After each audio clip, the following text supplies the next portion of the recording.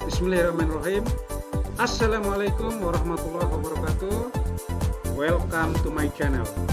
Selamat berjumpa kembali dalam video pembelajaran matematika dengan saya Adi Hendra Sukmiawan. Enjoy this video.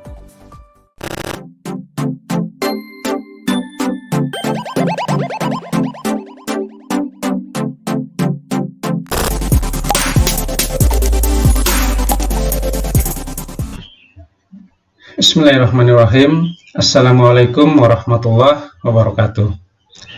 Selamat berjumpa kembali dalam video pembelajaran matematika.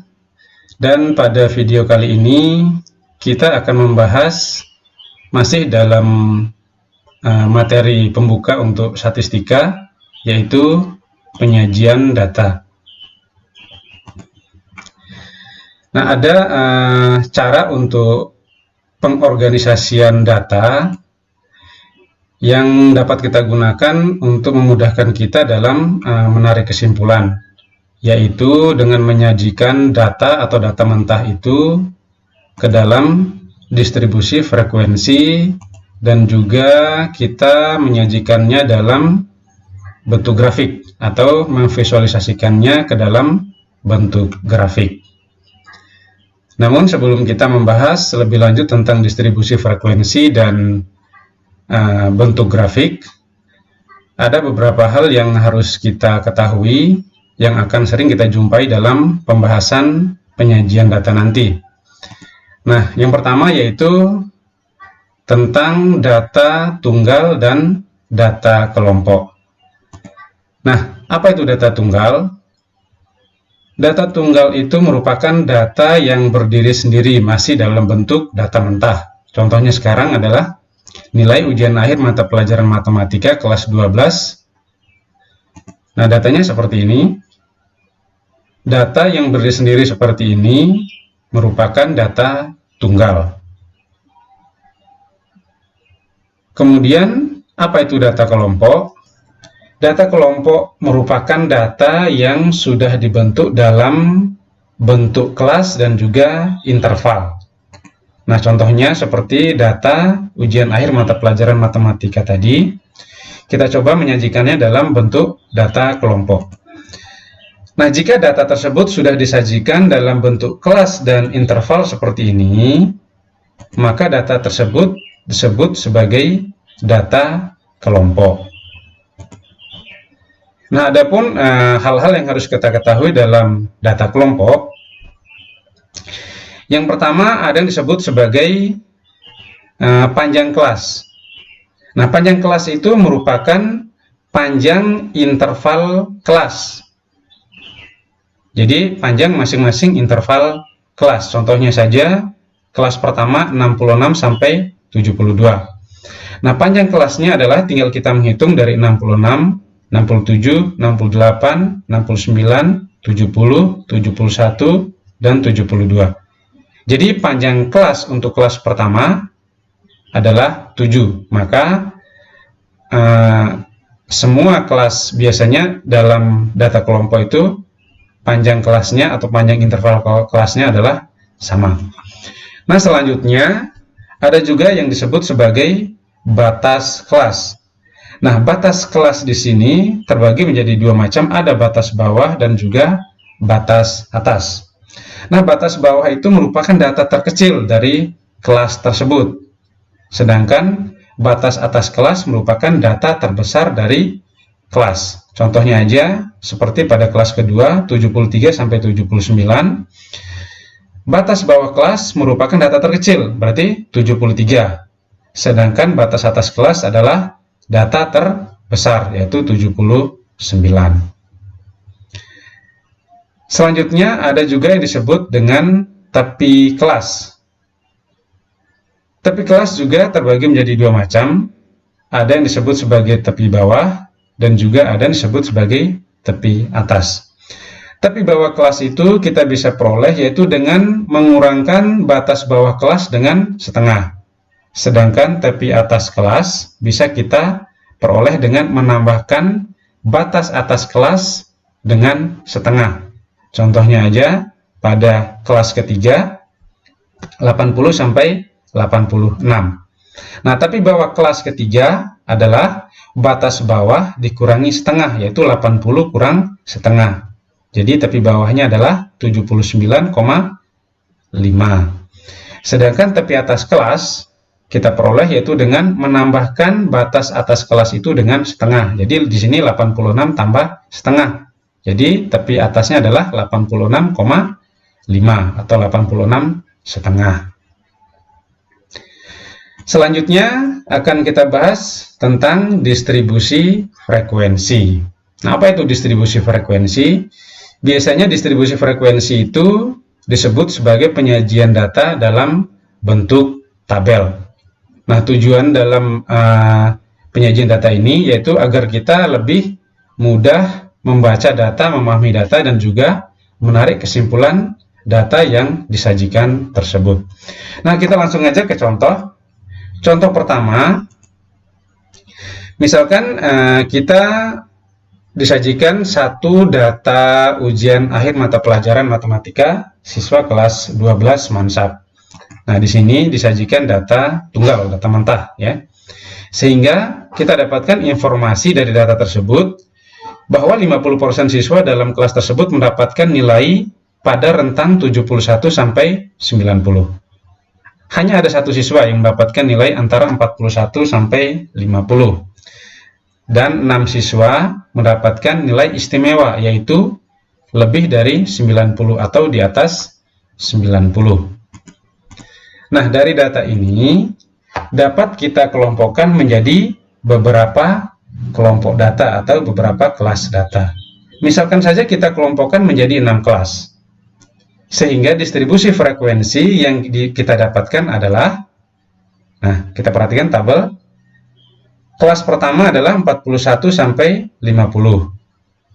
Kelas kedua 51 sampai 60. Kelas ketiga 61 sampai 70 dan seterusnya sampai kelas ke-6 yaitu 91 sampai 100. Nah, sedangkan batas kelas di sini kita isi dengan tepi bawah sampai tepi atas kelas. Nah, tadi sudah saya jelaskan apa itu tepi kelas. Tepi kelas dibagi menjadi dua macam, tepi bawah dan tepi atas. Tepi bawah kita peroleh yaitu dengan mengurangkan batas bawah kelas dengan setengah, sedangkan tepi atas kelas yaitu kita tambahkan batas atas kelas dengan setengah.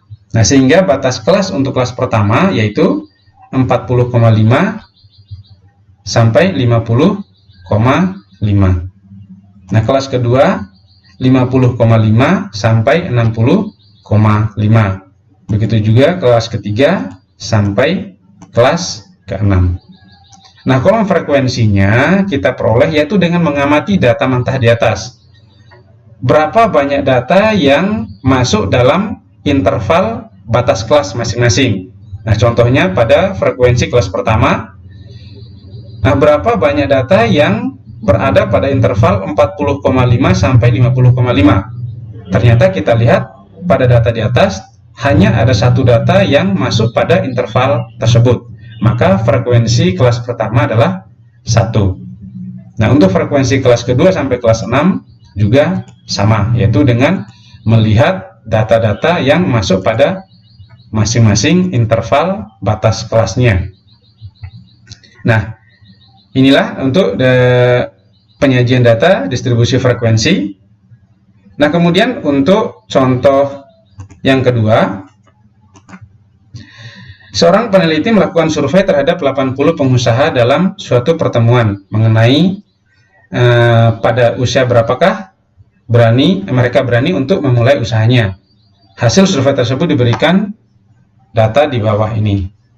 Data disajikan dalam satuan tahun. Nah, ini data tentang 80 pengusaha dalam suatu pertemuan mengenai pada usia berapa mereka berani untuk memulai usahanya. Nah, dari data tersebut kita mendapatkan informasi bahwa pengusaha yang memulai usahanya paling muda adalah 16 tahun dan yang paling tua adalah 40 tahun. hampir setengah dari kumpulan pengusaha tersebut yang memulai usahanya di usia 20-an. Kebanyakan pengusaha memulai usahanya pada usia 26 sampai 30 tahun. Sedangkan paling sedikit pada usia 36 sampai 40 tahun. Nah, dari data ini dapat kita kelompokkan menjadi beberapa kelompok data untuk menyajikan ke dalam distribusi frekuensi. Nah, contohnya sekarang kita kelompokkan dalam 7 kelas. Maka tabel distribusi frekuensinya kita bentuk menjadi kelas pertama dari 16 sampai 19, kelas kedua 20 sampai 23, kelas ketiga 24 sampai 27, kelas keempat 28 sampai 31 sampai kelas ke-7 yaitu 40 sampai 43. Nah, dengan cara yang sama seperti pada contoh 1 tadi, batas kelasnya pun kita isi dengan tepi bawah sampai tepi atas kelas. Sehingga kita peroleh kelas pertamanya adalah 15,5 sampai 19,5, kelas kedua 19,5 sampai 23,5, dan seterusnya kelas ketiga sampai kelas ke-7 yaitu 39,5 sampai 43,5. Nah, untuk kolom frekuensinya bisa kita hitung masing-masing ya. Ini menjadi tugas kita. Silakan dihitung berapa banyak data yang masuk pada masing-masing interval batas kelas tersebut. Nah, selanjutnya kita mencoba memvisualisasikan data ke dalam bentuk grafik.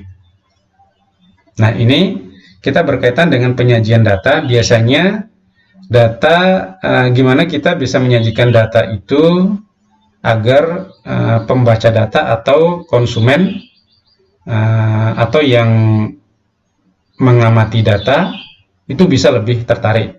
Nah, dengan menyajikan data dalam bentuk grafik seperti ini biasanya akan lebih membuat disukai data yang kita sajikan. 3 macam grafik yang biasa digunakan dalam mempresentasikan data kelompok. Yang pertama adalah histogram. Yang kedua adalah poligon frekuensi, dan yang ketiga OGIF atau grafik frekuensi kumulatif.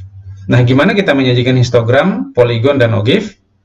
Nah, sekarang kita mencoba berdasarkan data nilai ujian akhir mata pelajaran matematika tadi, kita mencoba menyajikan grafik data. Nah, dari data ini. Nah, yang pertama kita mencoba menyajikan data dalam bentuk histogram. Gimana bentuk histogram itu? Nah, sekarang kita menggambarkan 2 sumbu X dan Y, itu kita beri nama nilai dan frekuensi. Nah, ini pun berdasarkan nilai itu merupakan batas kelas tadi, sedangkan frekuensinya adalah frekuensi. Nah, untuk kelas pertama 1, yaitu kelas pertama 40,5 sampai 50,5, frekuensinya adalah 1. Nah, sedangkan kelas kedua, batas kelas kedua yaitu 50,5 sampai 60,5 adalah 6. Kemudian batas kelas ketiga dari 60,5 sampai 70,5 sama dengan 9. Kelas keempat sama dengan 11. Kelas ke-5 sama dengan 11.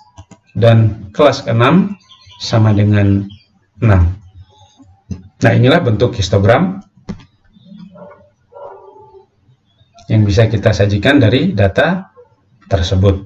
Nah, jadi untuk nilai di bawah ini itu berdasarkan pada kolom batas kelas tadi, yaitu tepi bawah sampai tepi atas kelas. Selanjutnya yaitu poligon frekuensi. Nah, kita mencoba menyajikan poligon frekuensi. Nah, dalam poligon frekuensi ini kita menyajikan berupa titik. Nah, seperti ini.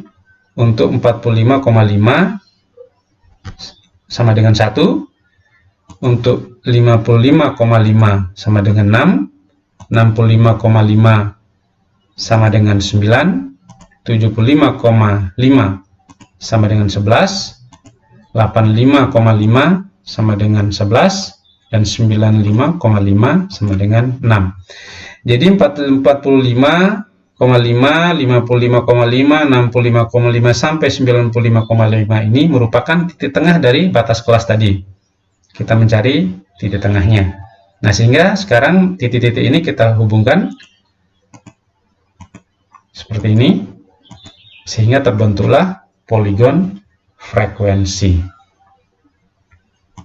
Selanjutnya itu OGIF.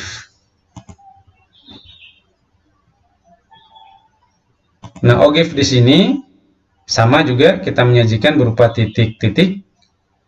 Nah, namun perbedaannya adalah pada OGIF ini kita menggunakan frekuensi kumulatif, ya. Ini frekuensi kumulatif. Jadi frekuensi kumulatif itu merupakan kumulatif dari frekuensinya. Jadi bukan frekuensi pada kolom frekuensi tersebut.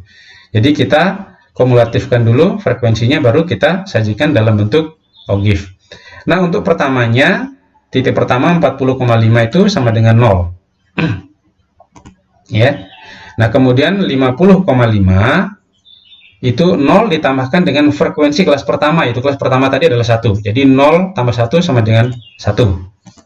Nah, kemudian untuk 60,5 kita tambahkan frekuensi kelas pertama 1, yaitu dengan frekuensi kelas kedua, yaitu 6. Jadi 1 tambah 6 sama dengan 7.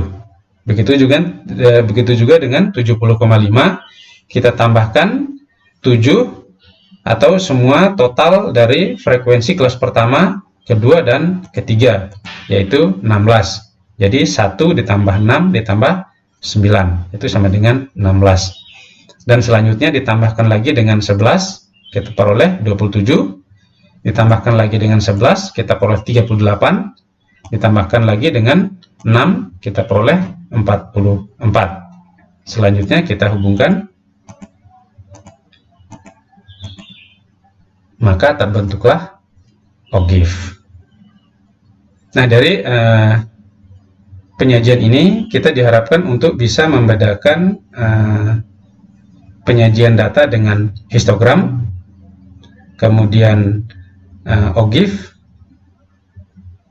dan juga tabel distribusi frekuensi, ya. Nah, untuk latihan-latihan soalnya silakan bisa Anda buka di buku matematika, ataupun bisa juga Anda browsing di internet sebagai latihan. Nah, untuk materi kali ini, yaitu penyajian data, saya cukupkan sampai di sini. Semoga bisa dipahami dan semoga bermanfaat. Saya akhiri. Assalamualaikum warahmatullahi wabarakatuh.